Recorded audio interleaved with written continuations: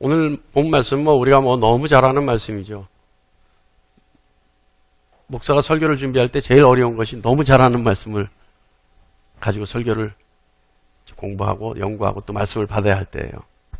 근데 오늘 설교 말씀은 앞으로 전개될 말씀이 몇 주간에 걸쳐서 전개될 말씀이 있어요. 그 말씀에, 그 설교의 서론 정도예요. 서론이라고 해도 맞아요. 그렇기 때문에 오늘 말씀은 복음의 교훈 이런 것보다는 앞으로 있을 몇 주간에 있을 설교의 사전 지식쯤으로 생각하시고, 그렇기 때문에 쉽습니다. 그러니까 편하게 들으시기 바랍니다. 제가 가끔 보면 설교 시간에 굉장히 긴장하는 분들이 있어요. 오늘은 좀 편하게, 아주 편하게. 그렇다 하더라도 눈을 감으면 안 되죠. 그러니까 편하게 들으시기 바랍니다. 자, 여러분, 우리가 꿈 하면 꿈 두 가지가 있죠. 꿈 두 가지가 어떤 의미가 있나요? 하나는요, 우리가 잠자리에 들어서 꾸는 꿈. 그죠? 내 의지와 상관없이 잠자리에 들어서 꾸는 꿈. 그것도 우리 꿈이라고 해요. 그런데 미래에 대한 소망, 이것도 우리는 꿈이라고 얘기합니다. 표현하죠. 요즘 요셉의 기사를 보면서 우리가 몇 주 동안 성경 본문에서 계속 보게 되는 꿈, 그거는 우리가 잠자리에 들었을 때 우리의 의지와는 전혀 상관없는, 그래서 우리의 의지와 상관없이 꾸는 꿈, 이 꿈에 대한 이야기들입니다. 여러분 꿈 꾸나요? 여러분 꿈 꾸세요? 꿈 꾸세요? 그런데 가끔 성도님들이요, 제게 꿈에 대해서 얘기할 때가 있어요. 자신이 꿈을 저에게 얘기할 때가 있어요. 왜 얘기할까요? 자신이 꾼 꿈을 왜 저에게 얘기할까요? 아마 제가 뭐라 그럴까봐 말은 못하지만 내심 저에게 아마 해몽을 부탁하는 건 아닌가 생각 들어요. 목사님, 제가 어저께 꿈을 꿨는데 며칠 전에 꿈을 꿨는데요. 이러고 꼭 얘기하려고 그래요. 예? 그럼 그건 뭐예요? 내심 아마 나에게 목사님, 이 꿈은 어떤 꿈일까요? 이거 물어보려고 하는 것 같아요. 그죠? 예.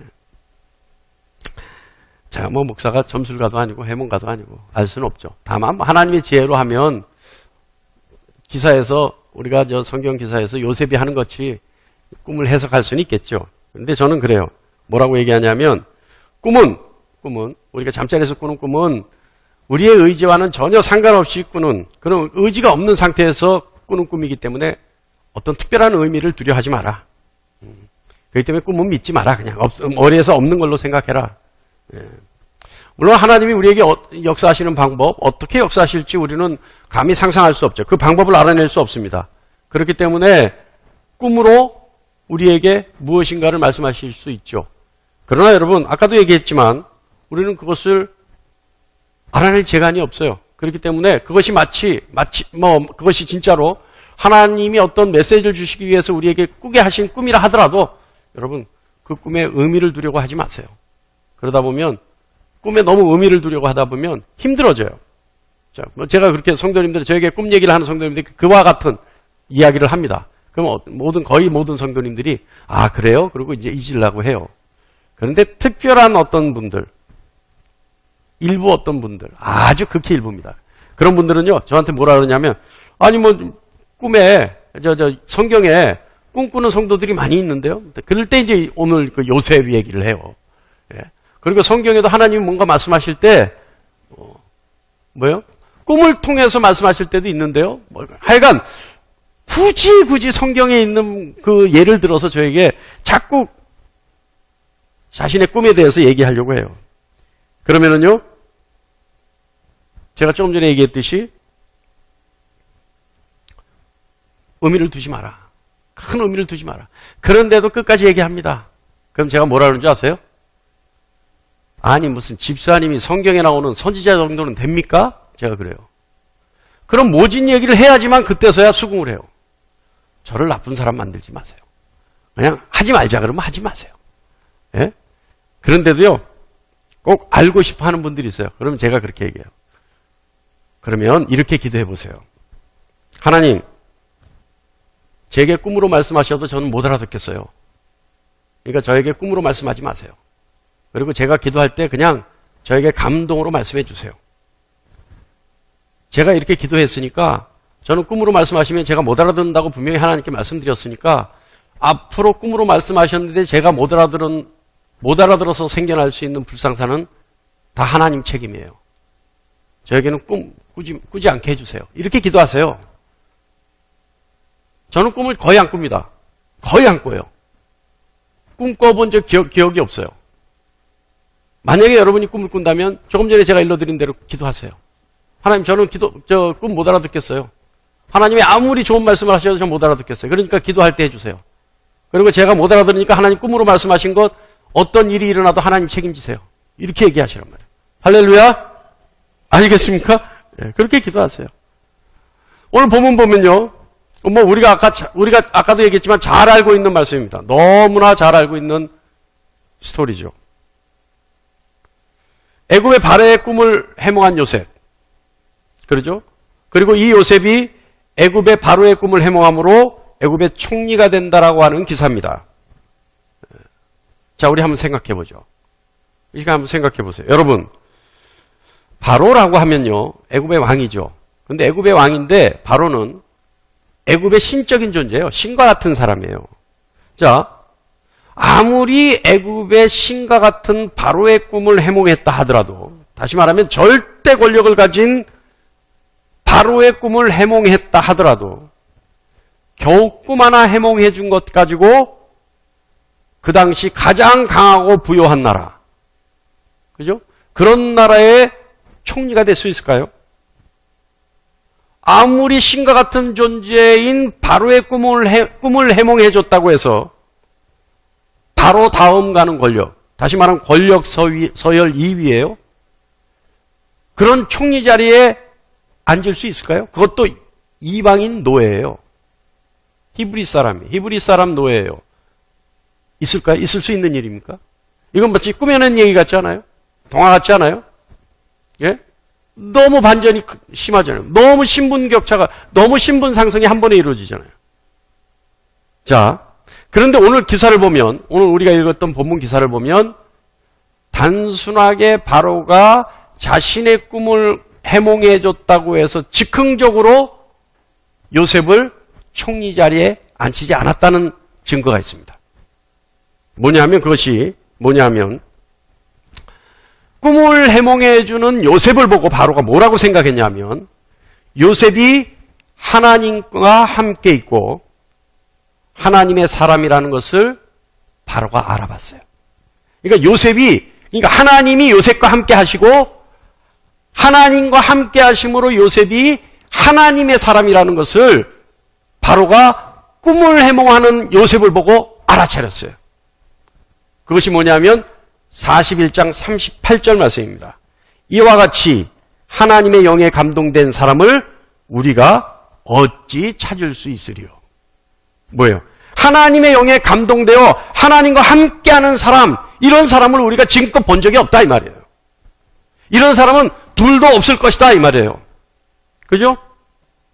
그래서 이 사람이 하나님의 영에 감동되고 하나님이 그와 함께 하시고 하나님이 그를 도와주시는 결과 어떤 일이 있다고 바로가 판단했냐 하면 39절 말씀입니다. 39절 말씀에 보면 그가 요셉에게 이르되 하나님이 이 모든 것을 내게 보이셨으니 너와 같이 명철하고 지혜 있는 자가 없도다. 그러니까 하나님이 너에게 모든 비밀을 보여주시니까 너와 같이 명철하고 지혜 있는 자가 없다. 바로가 이걸 봤다는 거예요. 바로가요. 그러니까 하나님의 영에 감동된 결과 지혜와 명철이 있는데 이 사람은 어디서도 찾을 수 없는 사람이다. 그러니까 바로가 자신의 꿈을 해몽하는 요셉의 모습을 보면서 꿈 해몽을 들은 것이 아니라 실은 요셉과 함께하고 있는 하나님을 봤고, 그래서 요셉이 하나님의 사람이고, 그래서 그 요셉이 하나님의 영에 감동되어 하나님의 비밀을 아는 사람이고, 하나님의 비밀을 알다 보니까 그는 명철하고 지혜 있는 사람이다. 이 사람은 세상 어디에도 찾을 수 없는 굉장히 보배로운 사람이다 라는 것을 판단했다는 거예요. 그랬더니 어떻게 돼요? 그가 애굽의 총리가 된 거예요. 그런데요, 바로가요, 이 요셉을 얼마나 기가 막히게 한순간 사랑하게 됐고 마음을 뺏겼냐면요, 요셉이 딴 데로 갈까봐.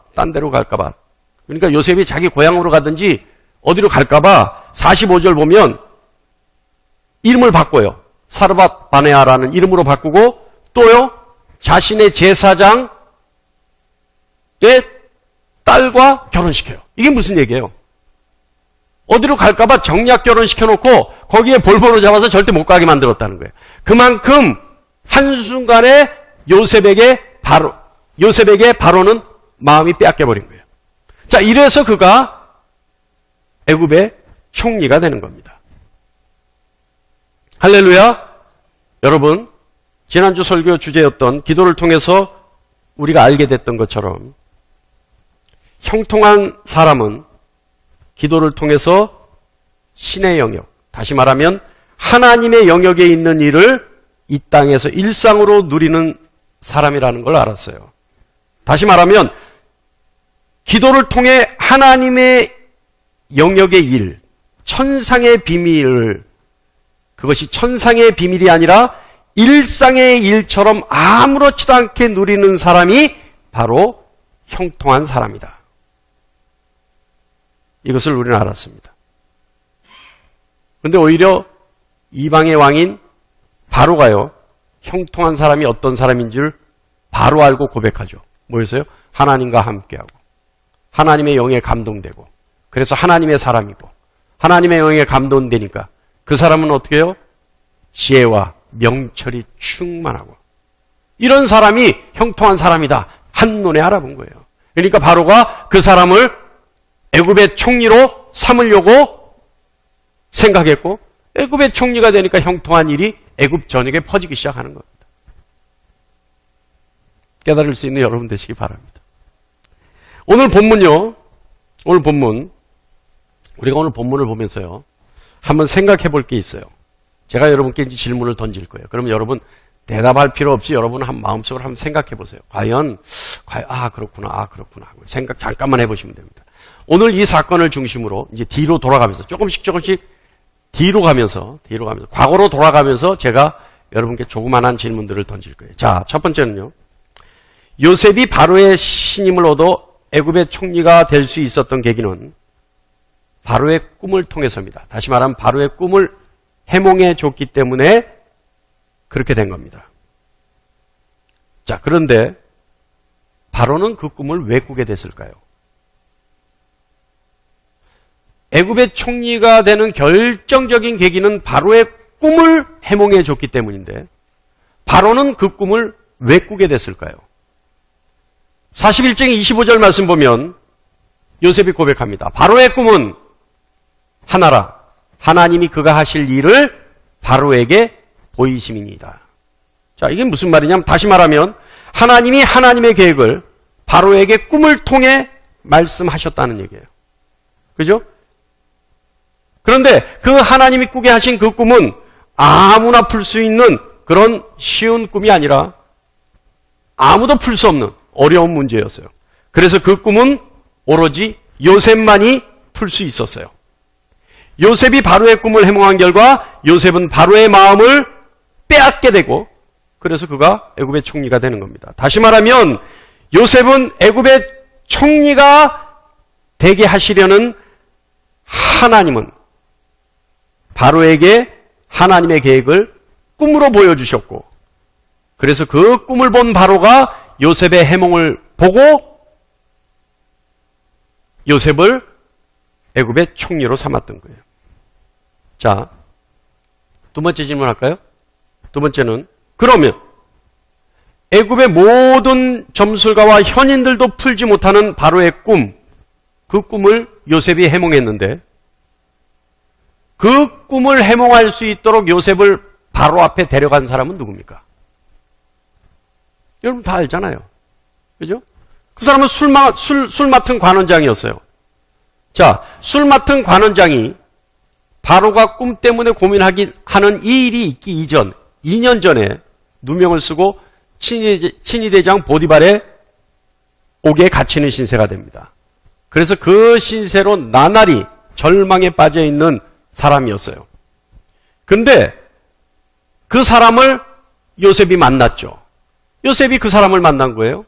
그래서 이 술 맡은 관원장이 요셉을 기억하고 있어요. 근데 바로가 꿈 때문에 번민하고 있을 때 자신의 꿈을 해석해줬던 요셉을 기억해낸 술 맡은 관원장이 그 술 맡은 관원장의 추천으로 요셉이 바로 앞에 갈 수 있었던 겁니다. 그죠? 자, 여러분 다 아시는 내용이에요. 그건 제가 한번 더 짚어보는 거예요. 근데 질문과 함께 짚어보는 거예요. 자, 그렇다면 요셉은 어떻게 해서 술 맡은 관원장을 만날 수 있었던 보디발의 옥에 갇히는 신세가 됐을까요? 뭐 우리 다 알고 있는 얘기예요. 그것은요, 보디발의 집에 가정총무로 있을 때 보디발의 아내의 모함에 빠져 옥에 갇히는 신세가 됐었죠. 그죠? 자, 그렇다면 히브리 청년인 요셉은 어떻게 해서 이방 나라 애굽까지 가서 애굽왕 바로의 친위대장인 보디발의 집에 가정총무가 될 수 있었을까요? 그것은 요셉을 미워했던 형들이 요셉을 이스마엘 상인에게 팔았기 때문입니다. 그리고 요셉을 산 이스마엘 상인이 요셉을 보디발에게 팔았기 때문이죠. 자, 그러면 또 하나, 형들은 왜 요셉을 이방 사람에게 팔았습니까? 우리가 다 아는 내용이에요. 그것은 매일 꿈꾸는 동생 요셉. 근데 그 요셉이 꿈의 내용을 보면 모든 형들이 자신에게 굴복하고 자신을 섬기는 꿈을 꿨다고 자랑했기 때문이에요. 또 하나는 자신들의 아버지 야곱이 요셉을 특별히 사랑해서 매일마다 일도 안 시키고 색동옷만 입혀서 귀하게 자라게 하니까 그것에 질투를 느껴서 요셉을 죽이고 싶었던 거예요. 죽여서 자기들 눈앞에서 사라지게 만들고 싶었던 거예요. 그런데 차마 동생을 죽이지는 못하고 이스마엘 상인에게 요셉을 팔아 없애버렸던 겁니다. 사랑하는 여러분, 이것이 한 인간 요셉이 애굽의 총리가 되기까지의 삶의 여정입니다. 그런데요, 우리가 아까 함께 보았던 41장 25절 말씀에 의하면, 그래서 그 말씀에 의해서 우리가 생각해 보면 이 일련의 사건들 하나하나가 요셉을 애굽의 총리로 만들기 위한 하나님의 계획이었다는 것을 우리는 알 수 있습니다. 그죠? 또한 그것을 계획으로 그친 것이 아니라 그 사건에 일일이 하나님이 개입하고 간섭하셨다는 사실을 우리는 알 수 있습니다. 동의하십니까? 네. 자, 그렇다면 여러분 여기 또 하나 질문이 있어요. 그렇다면 하나님의 계획은 요셉이 애굽의 총리가 되는 것으로 끝을 맺었을까요? 요셉이 애굽의 총리가 되는 것이 하나님의 계획의 끝일까요? 할렐루야? 그렇지 않아요. 창세기 45장 7절 8절 말씀 보면 우리가 한번 다 같이 볼까요? 자, 시작.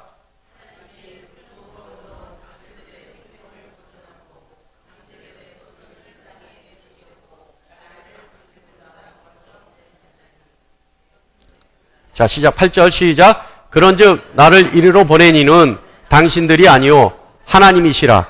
하나님이 나를 바로에게 아버지로 삼으시고 그 온 집의 주로 삼으시며 애굽 땅 통치자로 삼으셨나이다. 자, 어떻게 했다고요? 다시 말하면 하나님의 계획은 요셉이 애굽의 총리로 되는 것이 끝이 아니라 요셉의 집안, 다시 말하면 아버지 야곱, 이스라엘의 온 집안을 구원하시기 위한 계획이었다라고 얘기합니다. 요셉이 고백하는 거예요. 그죠? 자, 그러면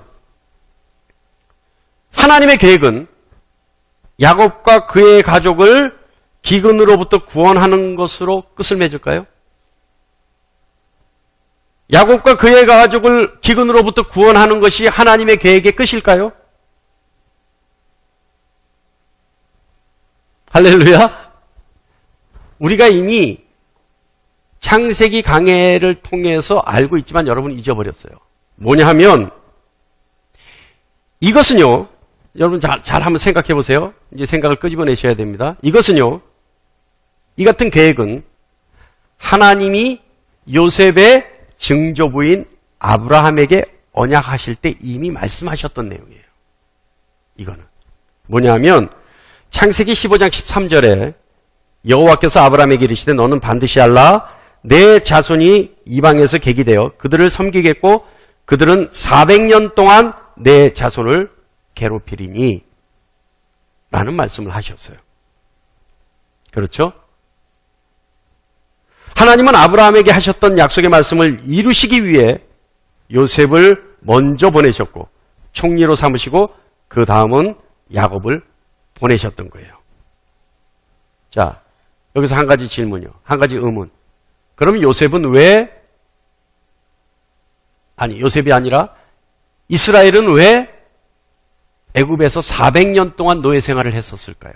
해야만 할까요? 하나님은 왜 그 계획도 세우셨을까요? 그냥 그들에게 가나안 땅을 주든지 그들에게 애굽에서 총리가 되고 그 후부터 대대로 손손 그냥 부귀영화를 누리면서 잘 살고 잘 먹고 잘 살아서 애굽 땅에 정착하고 잘 살면 되지. 굳이 왜 애굽의 총리로 가게 해서 야곱 가족들을 그 기근으로부터 구원하시고 거기서 400년 동안 종살이를 하게 하셨을까? 하나님의 계획은 뭘까? 이것도요. 작년 12월 16일 날 잠깐 언급했던 말씀입니다. 뭘까요?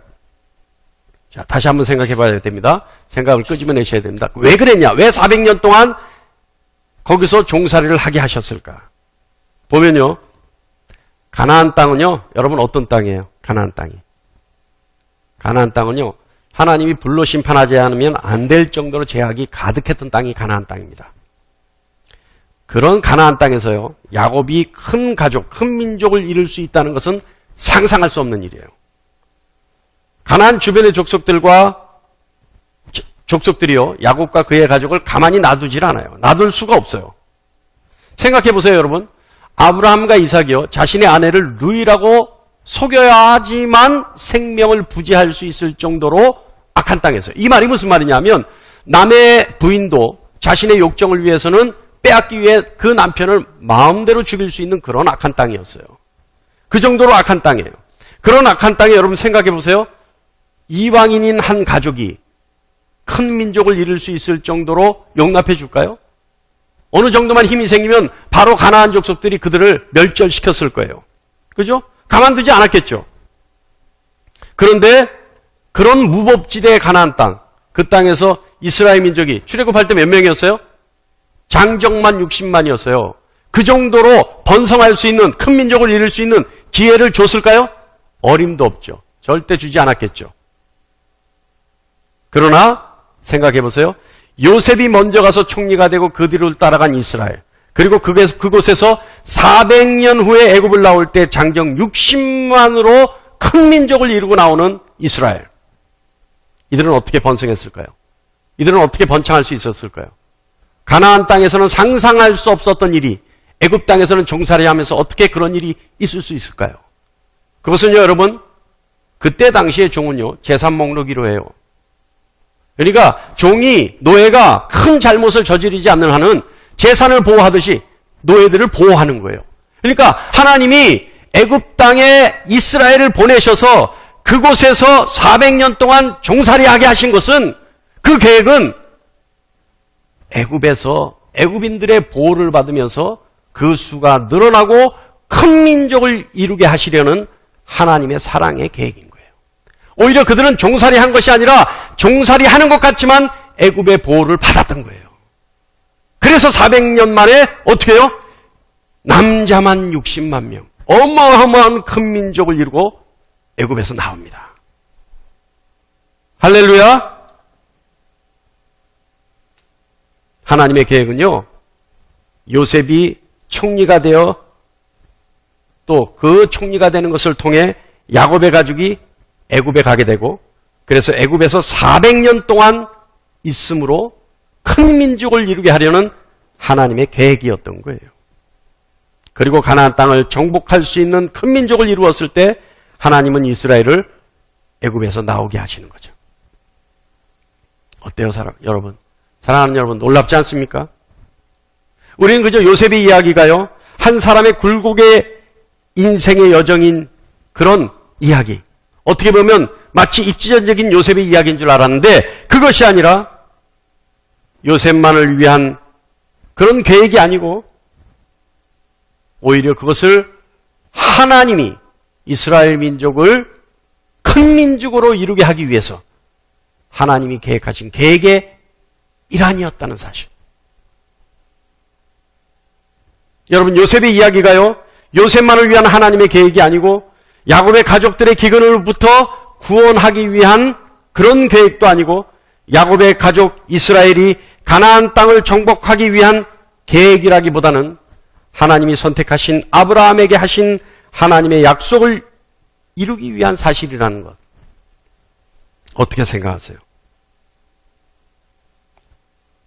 요셉의 조부에게 약속하신 말씀을 이루기 위한 그저 한 과정에 지나지 않았다는 사실. 여러분 놀랍지 않나요? 그 약속은 어디 있냐면요, 창세기 15장 5절 말씀에 있습니다. 볼까요?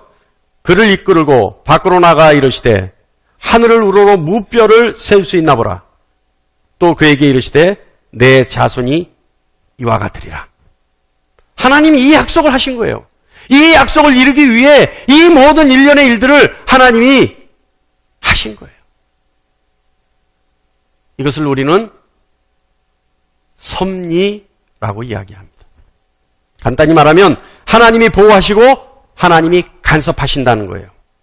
하나님이 아브라함에게 하신 약속을 이루기 위해 아브라함의 자손들을 보호하시고 그때그때 간섭하셨다는 겁니다. 할렐루야. 사랑하는 여러분, 이것이 아브라함과 그의 자손들에게만 한 일이고 그의 자손들에게만 있었던 일인가요? 하나님은 아브라함에게만 약속하셨습니까? 어때요? 하나님은요, 아브라함에게 하신 이 약속 예수 그리스도를 통해 우리에게도 해주셨습니다. 하나님은 우리에게 구원 계획을 약속하셨어요.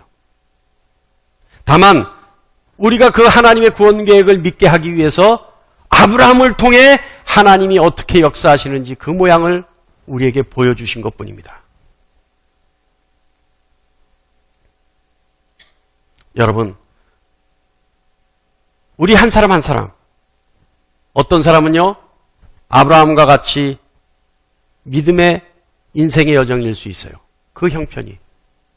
또 어떤 사람은 이삭이 살았던 것 같이 복받아서 평탄한 인생의 여정일 수도 있습니다. 우리 가운데 그와 같은 인생을 누리는 사람들이 있을 수 있어요. 또 야곱의 인생같이 마치 버려진 인생 같았으나 나중에는 반전을 일으키는 그런 극적인 인생의 여정을 살고 있는 사람도 있을 수 있습니다. 또 오늘 기사처럼 요셉이 걸었던 굴곡은 있지만 그래도 결국은 총리라는 승리의 인생의 여정을 사는 그런 사람도 있을 수 있어요. 우리 한 사람 한 사람의 인생의 여정 우리는 알 수 없습니다. 다 그 형편을 알 수 없죠. 그러나 우리가 또 제가 확실히 알 수 있는 한 가지는 우리는 그리스도 안에서 하나님의 약속을 받은 사람들이라는 겁니다. 우리의 인생의 모양은 다 달라요. 우리의 인생의 모양은 그 누구에게도 말할 수 없는 형편, 사정, 어려움, 고난, 고민 다 있어요. 비단 아브라함과 이삭과 야곱과 요셉에 비견될 수 없는 수많은 인생이 있어요. 그러나 그 인생, 그 많은 다양한 인생 중에 우리가 확실히 알 수 있는 것은 예수 그리스도를 통해 하나님의 약속을 받은 사람들이라는 사실만큼은 우리가 확실히 알 수 있습니다. 할렐루야! 우리는 예수 그리스도 안에 있는 약속, 다시 말하면 구원 계획의 당사자들입니다. 그렇기 때문에 하나님은 우리의 삶에 개입하시고 간섭하시고자 하는 겁니다. 사랑하는 성도 여러분, 요셉이 바로의 꿈을 해몽해주고 애굽의 총리가 됐던 것은 요셉의 인생을 책임지시려는 하나님의 계획이라기보다는 야곱의 집안을 기근으로부터 구원하려고 하는 하나님의 계획이라기보다는 거기서 400년 동안 큰 민족을 이루어서 가나안 땅을 정복하게 하려는 하나님의 계획이라기보다는 그 이전, 그 훨씬 이전에 아브라함에게 약속하셨던 하나님의 말씀을 이루시려는 철저한 하나님의 전지와 전능의 결과인 것입니다. 조금 전에도 얘기했지만 여러분은 하나님의 구원 계획의 당사자들이에요. 또 한 번 얘기하지만 여러분의 인생의 모양은 각양이 다 다릅니다. 제각각 그 사정이 다 있습니다. 그 형편이 다 달라요. 그 모양도 다르고 그 속내도 달라요. 어려움도 다르고 깊이도 달라요. 그러나 우리가 한 가지 똑같은 것을 가지고 있는 것은 하나님의 약속의 말씀을 가지고 있다는 겁니다. 그 사실을 깨달을 수 있는 여러분 되시길 바랍니다. 우리의 삶이, 우리의 각각의 삶이, 또 각자의 삶이 어떤 삶이라 하더라도 우리의 삶은 하나님의 구원 계획의 일환이고 하나님의 구원 계획, 그 큰 계획을 완성시키기 위한 낱낱 하나하나의 계획과 역사라는 사실을 믿으시기 바랍니다. 그렇기 때문에 여러분, 이제 우리는 하나님의 구원 계획의 약속의 말씀의 당사자로서 자부심을 가질 만합니다. 여러분의 무너진 자존감을 회복할 만합니다. 그래서 여러분 삶을 개입하시려는 하나님의 그 손길을, 여러분 삶을 간섭하시려는 하나님의 그 사랑을, 여러분의 심령을 열어, 마음을 열어, 온 뜻을 열어 하나님께 내어드릴 수 있고 하나님을 환영할 수 있는 여러분 되시길 바랍니다. 정리할까요? 요셉의 이 이야기는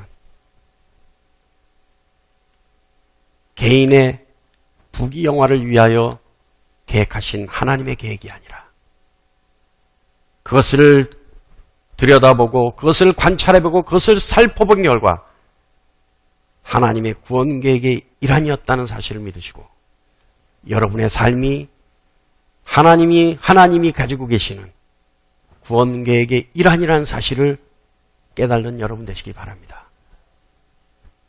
이 종이 온 마음을 다해 여러분께 당부합니다. 여러분의 삶을 보지 마세요. 여러분의 형편에 눌려있지 마세요. 여러분 처지에 스스로 모든 것을 포기하지 마세요. 우리 주 예수 그리스도께서 십자가에 달려 죽기까지 사랑한 여러분입니다. 그 영혼을, 여러분의 영혼을 위해 주님은 십자가 위에서 죽는 그 순간도 하나님 앞에 중보하셨던 여러분입니다. 여러분의 모든 형편은 하나님이 하십니다. 그리고 그 형편도 하나님의 구원 계획의 일환으로 하나님 반드시 쓰실 겁니다. 그래서 여러분의 인생의 반전을 하나님 계획하실 겁니다. 하나님의 사랑은 여러분을 그 자리에 그냥 두지 않으십니다. 반드시 하나님이 강한 손과 편팔로 여러분을 들어 일으키실 겁니다. 하나님을 믿고 하나님을 전적으로 의지해서 승리할 수 있는 여러분 되시기를 간절히 축원합니다.